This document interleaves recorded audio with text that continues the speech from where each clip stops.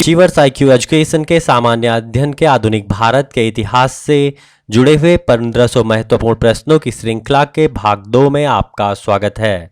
दोस्तों, वीडियो को शुरू करने से पहले यदि आप चैनल पर नए हैं तो चैनल को जरूर सब्सक्राइब करें, वीडियो को लाइक करें, अपने दोस्तों के साथ शेयर करें और कमेंट बॉक्स में अपनी राय जरूर दें। तो चलिए दोस्तों, चलते हैं आज के पहले प्रश्न पर। और आज का पहला प्रश्न है, कैबिनेट मिशन योजना के अंतर्गत संविधान निर्मात्री परिषद में प्रत्येक प्रांत को आवंटित सदस्य संख्या निर्धारित करने के लिए एक प्रतिनिधि कितनी जनसंख्या के अनुपात में था। दोस्तों, यह क्वेश्चन काफ़ी एग्जाम में पूछा गया है और इसका जो सही आंसर है वह है 10 लाख व्यक्ति। हमारा अगला प्रश्न है, वह अमेरिकी पत्रकार कौन था जो भारत छोड़ो आंदोलन के दौरान महात्मा गांधी के साथ था। दोस्तों, यह भी काफ़ी इंपॉर्टेंट प्रश्न है और इसका जो सही आंसर है वह है लुई फिशर। अगला प्रश्न है, चंपारण जनपद में तिनकठिया प्रथा का तात्पर्य था। दोस्तों, इस प्रथा का जो तात्पर्य था वह किसानों द्वारा 3/20 भूभाग पर नील की खेती करना था। ओके। अगला प्रश्न है, कांग्रेस के नरमपंथी और गरमपंथी गुटों में विभाजन कहाँ हुआ था। तो दोस्तों, इनमें जो गुटों में विभाजन हुआ था वह सूरत अधिवेशन 1907 में हुआ था। हमारा अगला प्रश्न है, नील दर्पण नामक नाटक किसने लिखा था। दोस्तों, यह भी हमारा काफ़ी इंपॉर्टेंट प्रश्न है और इसका जो सही आंसर है वह है दीनबंधु मिश्र ने। हमारा अगला प्रश्न है, बंकिम चंद्र चटर्जी द्वारा लिखित आनंद मठ का कथानक किस विद्रोह पर आधारित है। दोस्तों, यह सन्यासी विद्रोह पर आधारित है। अगला प्रश्न है, वर्नाकुलर प्रेस एक्ट से बचने के लिए कौन सा समाचार पत्र रातों रात बंगाली की जगह अंग्रेजी में छपने लगा। तो दोस्तों, इसका जो सही आंसर है वह है हमारा अमृत बाजार पत्रिका।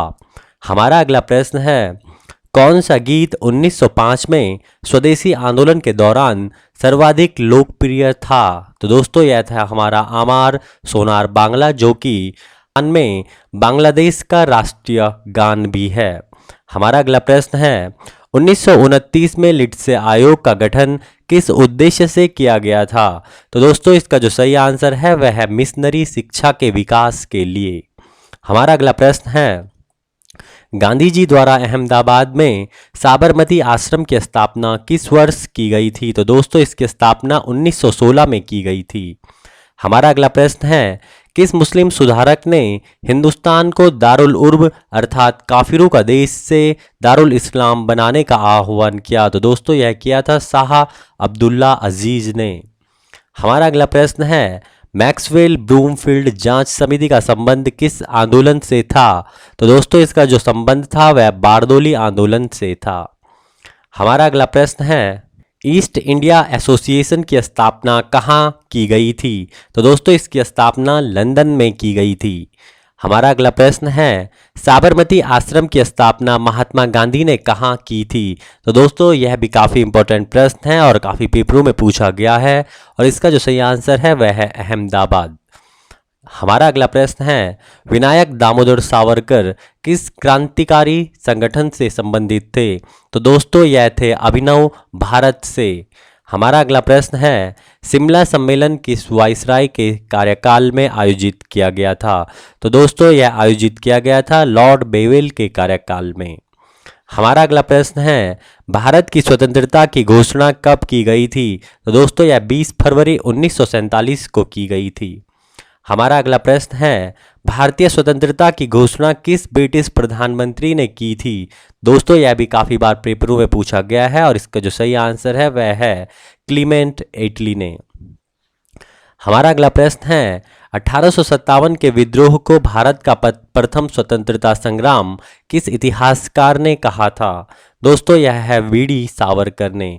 वीडी सावरकर ने ही 1857 के विद्रोह को पहली बार भारत का प्रथम स्वतंत्रता संग्राम कहा था।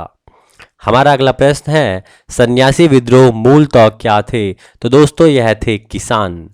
ओके। अगला प्रश्न है, असहयोग आंदोलन के कार्यक्रम का अनुमोदन राष्ट्रीय कांग्रेस ने किस अधिवेशन में किया था। तो दोस्तों, यह नागपुर अधिवेशन 1920 में किया था। ओके। अगला प्रश्न है, शिमला सम्मेलन किस वाइसराय के कार्यकाल में बुलाया गया था? तो दोस्तों यह बुलाया गया था लॉर्ड बेविल के कार्यकाल में। ओके, अगला प्रश्न है किस देसी रियासत में जनमत संग्रह कराया गया था? तो दोस्तों यह कराया गया था जूनागढ़ में। चलिए अगला प्रश्न है वसुदेव बलवंत फड़के ने किस किसान आंदोलन का नेतृत्व किया था? तो दोस्तों यह किया था रामोसी किसान आंदोलन का।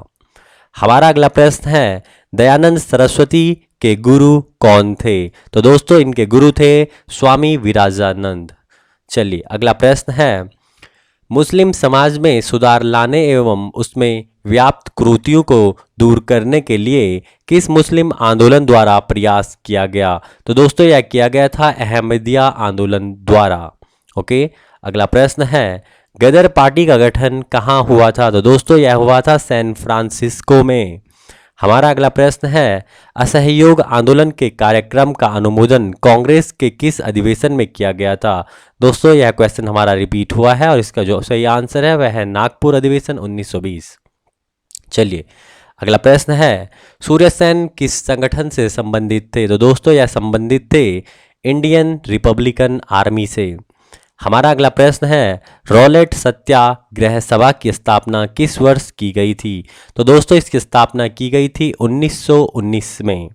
चलिए हमारा अगला प्रश्न है मॉन्टेगू चेम्सफोर्ड सुधार का मुख्य कार्य क्या था? तो दोस्तों इसका जो मुख्य कार्य था वह था द्वैध शासन प्रणाली लागू करना। चलिए अगला प्रश्न है कम्युनल अवार्ड किस समझौते से रद्द हुआ? तो दोस्तों यह रद्द हुआ था पूना पैक्ट से। चलिए अगला प्रश्न है ट्रावनकोर में वहां के दीवान वैली थम्पू ने किसके विरुद्ध एक सशक्त विद्रोह का नेतृत्व किया था? तो दोस्तों यह किया था कंपनी की बढ़ती ज्यादतियों के विरुद्ध, अर्थात अंग्रेजों की बढ़ती हुई जातियों के विरुद्ध। चलिए अगला प्रश्न है भारतीय स्वतंत्रता संग्राम की शुरुआत किस विद्रोह से मानी जाती है? तो दोस्तों यह काफी इंपॉर्टेंट है और इसका सही आंसर आप जानते हैं 1857 के विद्रोह से। चलिए अगला प्रश्न है भारत में क्राउन के शासन की घोषणा लॉर्ड कैनिंग ने नवंबर 1858 में कहाँ के दरबार में की थी? तो दोस्तों यह की थी इलाहाबाद के दरबार में। चलिए अगला प्रश्न है किस क्षेत्र के अधिग्रहण के मामले में कोर्ट ऑफ डायरेक्टर्स ने डलहौजी की राय को अस्वीकार किया था? तो दोस्तों यह किया था करौली के। चलिए अगला प्रश्न है मेरठ हत्याकांड में अंग्रेजी कमान का प्रधान कौन था? तो दोस्तों यह थे जनरल हैबिट। चलिए अगला प्रश्न है मुस्लिम समाज सुधारक को अंग्रेजों ने नाइटहुड की उपाधि प्रदान की थी? तो दोस्तों यह प्रदान की थी सर सैयद अहमद खां को। चलिए अगला प्रश्न है पूना होम रूल लीग की स्थापना किसके नेतृत्व में की गई थी? तो दोस्तों यह की गई थी बाल गंगाधर तिलक के नेतृत्व में। हमारा अगला प्रश्न है सूर्यसेन ने क्रांतिकारियों को किस योजना का नेतृत्व किया था? यह किया था चटगांव आर्म्स डकैती का। हमारा अगला प्रश्न है भारत छोड़ो आंदोलन के दौरान बलिया में किसके नेतृत्व में समानांतर सरकार की स्थापना की गई थी? दोस्तों यह भी काफी इंपॉर्टेंट प्रश्न है और यह की गई थी चित्तू पांडे के नेतृत्व में। चलिए हमारा अगला प्रश्न है 1857 के गदर काल में भारत का गवर्नर जनरल कौन था? तो दोस्तों उस समय हमारे जो गवर्नर जनरल थे वह थे लॉर्ड कैनिंग। अगला प्रश्न है मैक्सवेल ब्रेमफील्ड जांच समिति किस सत्याग्रह से संबंधित थी? तो दोस्तों यह संबंधित थी बारदोली सत्याग्रह से। चलिए हमारा अगला प्रश्न है बाल गंगाधर तिलक किस समाचार पत्र के संपादक थे? तो दोस्तों यह संपादक थे केसरी नामक समाचार पत्र के। चलिए अगला प्रश्न है इंडिया हाउस की स्थापना किसने की थी? तो दोस्तों यह की थी श्यामजी कृष्ण वर्मा जी ने। चलिए हमारा अगला प्रश्न है भारत छोड़ो आंदोलन के दौरान बलिया में किसने समानांतर सरकार की स्थापना की थी? दोस्तों यह रिपीटेड क्वेश्चन है चित्तू पांडे ने। चलिए हमारा अगला प्रश्न है समानांतर सरकारों में सबसे ज़्यादा दिन चलने वाली सरकार कहाँ की थी? तो दोस्तों यह थी सतारा की। हमारा अगला प्रश्न है संथाल विद्रोह का नेतृत्व किसने किया था? तो दोस्तों यह किया था सिद्धू और कान्हू ने। अगला प्रश्न है लोगों में राष्ट्र प्रेम की भावना जगाने के लिए शिवाजी तथा गणपति महोत्सव का आयोजन किसने किया था? तो दोस्तों यह किया था बाल गंगाधर तिलक ने। चलिए हमारा अगला प्रश्न है, खुदाई खिदमतगार के नाम से किसे जाना जाता है? तो दोस्तों यह भी काफ़ी इंपॉर्टेंट प्रश्न है और काफ़ी पेपरों में पूछा गया है और इसका जो सही आंसर है वह है खान अब्दुल गफ्फार खां को, जिन्हें फ्रंटियर गांधी के नाम से भी जाना जाता था। चलिए हमारा आज का अंतिम प्रश्न है, 1857 की क्रांति मुस्लिम साम्राज्य की स्थापना के लिए एक षड्यंत्र थी, यह कथन किसका था? तो दोस्तों यह कथन है पीई रॉबर्ट्स का। चलिए दोस्तों आज के लिए इतना ही और हमारी आगे आने वाली वीडियोस को देखने के लिए चैनल को सब्सक्राइब करें। यदि आपको पसंद आए तो वीडियो को लाइक करें, अपने दोस्तों के साथ शेयर करें और कमेंट जरूर करें। Thank you and thanks for listening.